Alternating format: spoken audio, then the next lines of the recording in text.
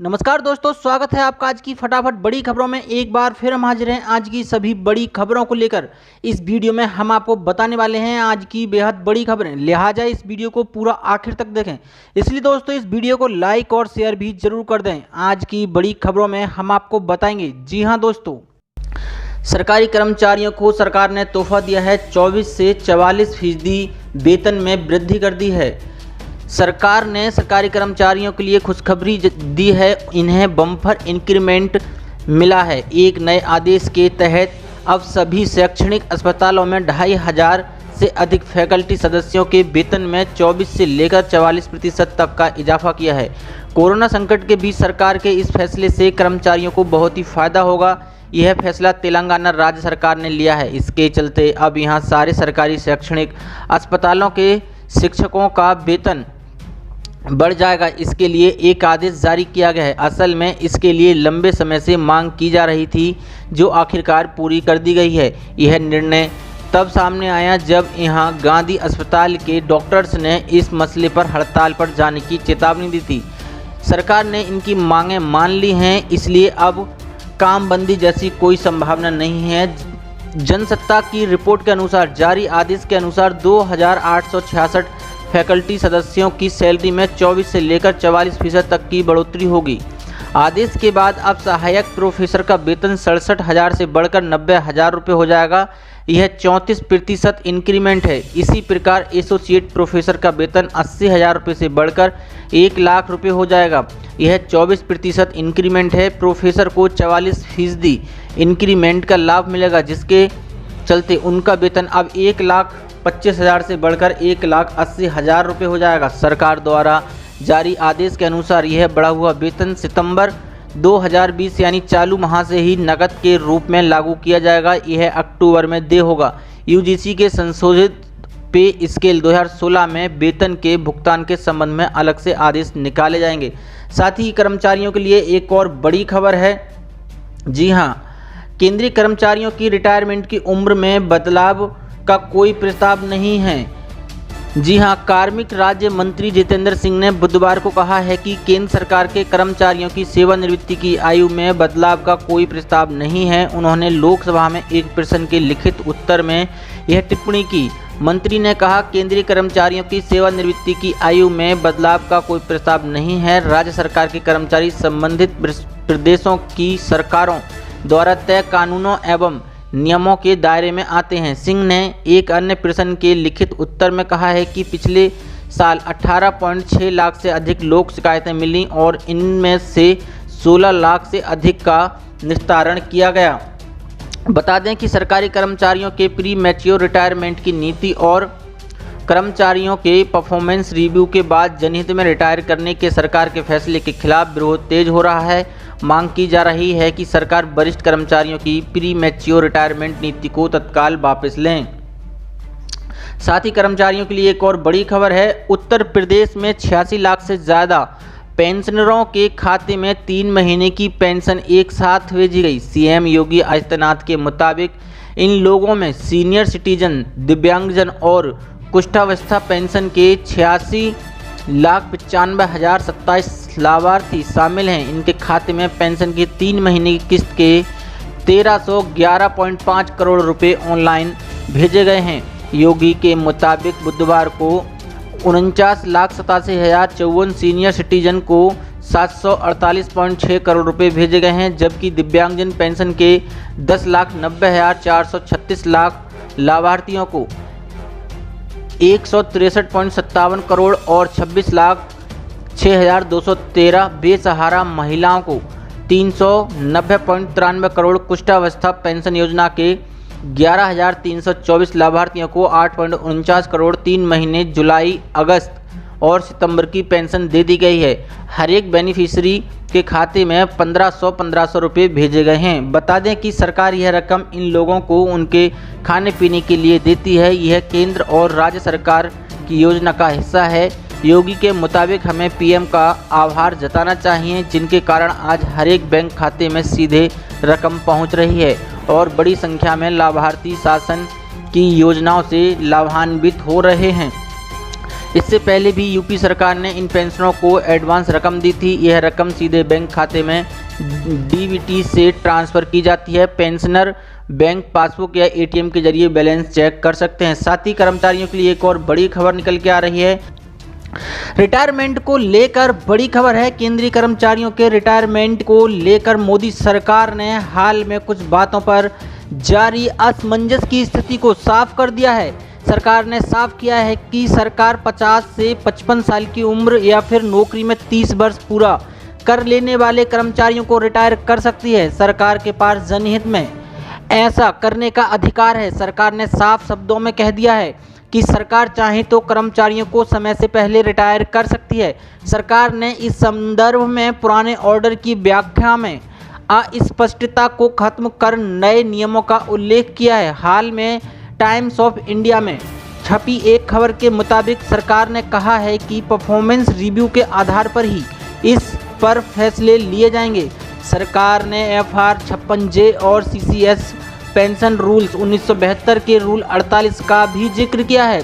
इस रूल के जरिए यह बताया गया है कि जिन कर्मचारियों को इस रूल के तहत सेवा में बने रहने की मंजूरी प्राप्त है वह भी परफॉर्मेंस रिव्यू के आधार पर समय से पहले रिटायर किया जा सकते हैं। हालांकि यह नियुक्ति करने वाली संस्था पर निर्भर करता है। साथ ही रेलवे कर्मचारियों के लिए बड़ी खबर है। केंद्रीय कर्मचारियों और रेलवे कर्मचारियों पेंशनर्स के CGHS कार्ड की क्या है खासियतें, बताएंगे इस वीडियो में विस्तार से। जी हाँ, सेंट्रल गवर्नमेंट हेल्थ स्कीम के अंतर्गत एलोपैथिक, होम्योपैथिक और आयुष उपचार की प्रणालियां शामिल हैं। इसमें यूजर को एक यूनिक नंबर मिलता है। केंद्रीय कर्मचारियों को सेंट्रल गवर्नमेंट हेल्थ स्कीम यानी CGHS स्वास्थ्य बीमा योजना के तहत इलाज की सुविधा मिलती है।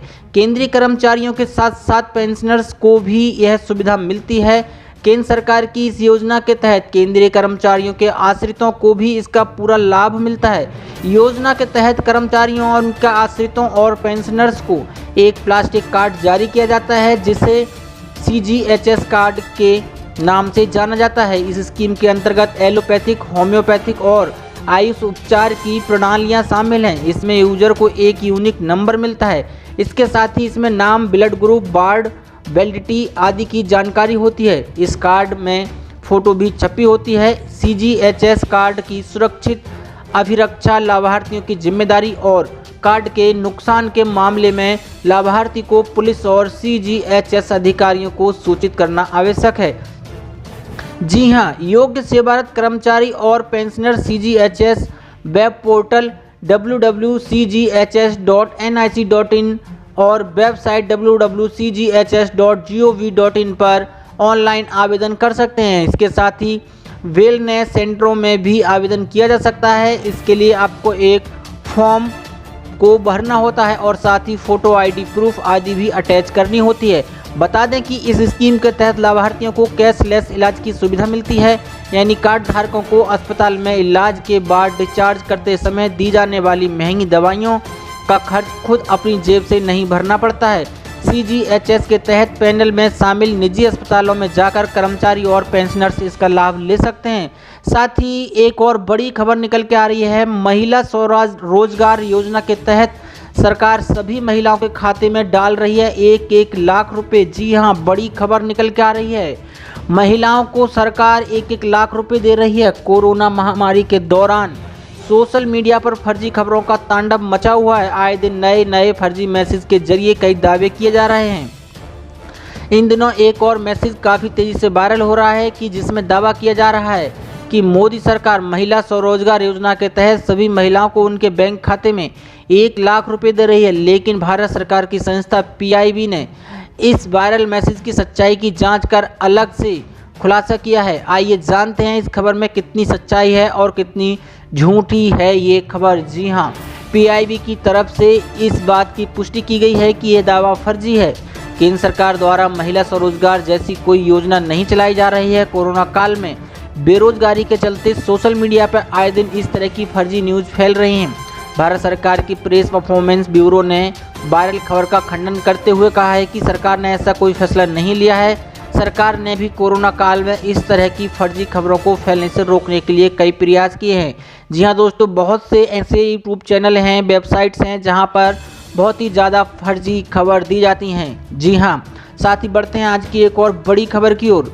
सरकार ने दी खुशखबरी, 22 लोगों के अकाउंट में भेजी गई इतनी रकम। जी हाँ, मध्य प्रदेश में मुख्यमंत्री शिवराज सिंह चौहान ने शुक्रवार को प्रधानमंत्री फसल बीमा योजना के तहत उज्जैन से राज्य के 22 लाख किसानों के खाते में 4686 करोड़ की राशि ट्रांसफर कर दी है।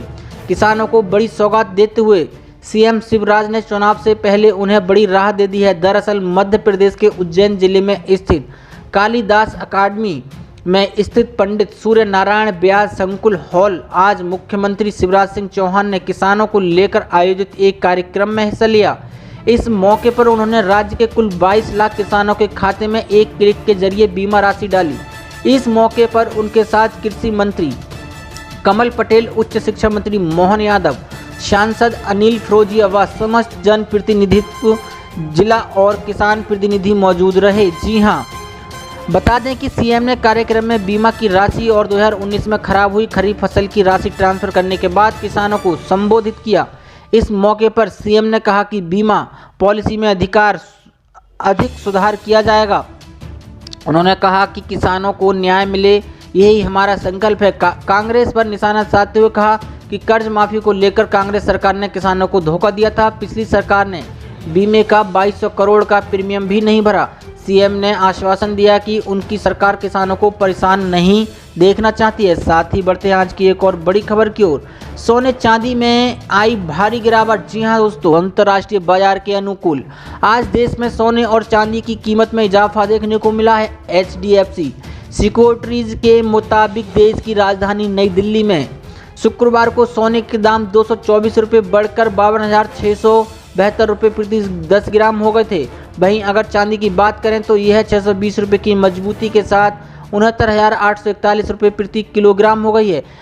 इस संदर्भ में HDFC सिक्योरिटीज के वरिष्ठ विश्लेषक कमोडिटीज तपन पटेल ने बताया कि दिल्ली में 24 कैरेट सोने का भाव 224 रुपये बढ़ गया है। अंतर्राष्ट्रीय कीमतों में आई तेजी और अमेरिकी डॉलर के मुकाबले रुपये के मजबूत होने से सोने की कीमतें प्रभावित हुई हैं। वैश्विक बाजार में सोना 1954 अमेरिकी डॉलर प्रति औंस और चांदी 27.13 डॉलर प्रति औंस के दाम पर बंद हुई। जी हां, अमेरिकी डॉलर के कमजोर रुख के कारण रुपया डॉलर के मुकाबले 21 पैसे मजबूत होकर 73.45 पर ठहरा। अंतर्राष्ट्रीय बैंक विदेशी मुद्रा राज्य में घरेलू मुद्रा अमेरिकी डॉलर के मुकाबले 73.47 के भाव पर खुली और दिन भर के ट्रेड के अंत में 73.45 के स्तर पर थी, जो पिछले बंद भाव के मुकाबले 21 पैसे की मजबूती को दिखाता है। इससे पहले गुरुवार को देश में सोने और चांदी की कीमत में भारी गिरावट आई थी। साथ ही बढ़ते हैं आज की एक और बड़ी खबर की ओर। पेट्रोल डीजल के दाम और हुए सस्ते। आज 19 सितंबर के जानिए रेट आपके शहर में कितने हैं रेट। देश में पेट्रोल की बिक्री में लॉकडाउन के बाद पहली बार सितंबर के पहले पखवाड़े में वृद्धि दर्ज की गई। इससे ऐसा अनुमान लगाया जा रहा है कि पेट्रोल की मांग कोरोना वायरस महामारी से पहले के स्तर पर पहुंच गई है। इस बीच पेट्रोल और डीजल की कीमतों में लगातार कटौती की गई है। शनिवार 19 सितंबर को दिल्ली में पेट्रोल 81.14 रुपये प्रति लीटर बिक रहा है। वहीं मुंबई में 87.82 रुपये प्रति लीटर, चेन्नई में 84.21 रुपये प्रति लीटर और कोलकाता में 82.67 रुपये प्रति लीटर बिक रहा है। वहीं डीजल की बात की जाए तो दिल्ली में डीजल 72.2 रुपये प्रति लीटर बिक रहा है। मुंबई में डीजल 78.48 पैसे, कोलकाता में डीजल 75.52 रुपये और चेन्नई में डीजल 77.40 पैसे बिक रहा है। उद्योग जगत के प्राथमिक आंकड़ों के अनुसार 1 सितंबर से 15 सितंबर के बीच पेट्रोल की बिक्री सालाना आधार पर 2.2% और पिछले महीने की तुलना में 7% बढ़ी है। हालांकि डीजल की बिक्री में गिरावट जारी है। सितंबर महीने में यह सालाना आधार पर 6%, मासिक आधार पर 19.3% कम रही है। ये पहली बार है जब दुनिया के तीसरे सबसे बड़े तेल आयातक देश में पेट्रोल की बिक्री 25 मार्च से देश में भी लागू लॉकडाउन के बाद हल्की वृद्धि दर्ज की गई है। पेट्रोल के मामले में करों का हिस्सा 50.69 रुपये प्रति लीटर या 64% है। इसमें 32.98 रुपये केंद्रीय उत्पाद शुल्क और 17.71 रुपये स्थानीय बिक्री कर या वैट है। वहीं डीजल के खुदरा मूल्य में करों का हिस्सा करीब 63% है। यह प्रति लीटर 49.43 रुपये बैठता है। इसमें 31.83 रुपये केंद्रीय उत्पाद शुल्क और 17.60 रुपये वैट है। साथ ही बढ़ते हैं आज की एक और बड़ी खबर की ओर। LIC की इस पॉलिसी में एक किस्त देकर पाएं हर महीने 14,000 रुपये पेंशन, जिंदगी भर मिलेगा इसका भरपूर फायदा। जी हाँ, life insurance corporation of India यानी LIC देश की सबसे भरोसेमंद बीमा कंपनियों में से एक मानी जाती है। इस कंपनी की अलग अलग पॉलिसी हैं जिन्हें हर वर्ग और ज़रूरत के मुताबिक डिजाइन किया गया है। LIC ग्राहकों को child future plan, term plan, endowment life insurance और पेंशन प्लान आदि ऑफर करती है। पेंशन को लेकर अक्सर लोगों के मन में कई तरह के सवाल और टेंशन रहती है। ये टेंशन सबसे ज़्यादा नौकरी पेशा और रिटायरमेंट के नज़दीक पहुंच चुके नौकरी पेशा को सबसे ज़्यादा होती है। वे चाहते हैं कि 60 साल की उम्र के बाद गुजर बसर के लिए पेंशन की व्यवस्था हो जाए। ऐसे में LIC लोगों की इसी ज़रूरत को ध्यान में रखते हुए जीवन अक्षय पॉलिसी ऑफर करती है। इस पॉलिसी के तहत एक मुश्त निवेश पर पॉलिसी धारक को आजीवन पेंशन का लाभ मिलता है। इस पॉलिसी को आप न्यूनतम 1 लाख रुपए के निवेश में खरीद सकते हैं। 30 से 85 साल के लोग इसमें निवेश के लिए पात्र हैं। पॉलिसी को खरीदने के लिए किसी तरह के मेडिकल की ज़रूरत नहीं होती है। एन्युटी चुनने के लिए पॉलिसी धारक को 10 अलग अलग विकल्प दिए जाते हैं। इस पॉलिसी में एक मुश्त निवेश कर आप हर महीने 14,000 रुपये की पेंशन पा सकते हैं। इस पॉलिसी के तहत ग्राहकों को एन्युटी पर 10 तरह के विकल्प मिलते हैं। अगर आप तुरंत पेंशन पाना चाहते हैं तो ऑप्शन ए यानी annuity payable for life at a uniform rate के विकल्प को चुनें। आइए उदाहरण के साथ समझते हैं कि कैसे व्यक्ति को इसके जरिए हर महीने 14,000 रुपये पा सकते हैं। मान लीजिए कि उम्र 36 है, सम एश्योर्ड 3 लाख, एक मुश्त प्रीमियम 3,54,000 रुपये है, पेंशन सालाना 1,80,000, अर्धवार्षिक 88,500, तिमाही 4,3913, मंथली 14,550। मान लीजिए अगर कोई 36 साल की व्यक्ति ऑप्शन ए यानी प्रति महीने पेंशन को चुनता है, इसके साथ ही वह 30 लाख रुपए के साथ एश्योर्ड विकल्प को चुनता है तो उसे 3,54,000 रुपये के प्रीमियम का एक मुश्त भुगतान करना होगा। इस निवेश के बाद उसे प्रति माह 14,550 रुपये की पेंशन मिलेगी। यह पेंशन जब तक पॉलिसीधार जीवित रहता है तब तक मिलेगी, वहीं मृत्यु के बाद वह पेंशन आना बंद हो जाएगी। ऐसी बड़ी खबरों को देखने के लिए हमारे चैनल को सब्सक्राइब करें और इस वीडियो को लाइक शेयर जरूर करें। धन्यवाद।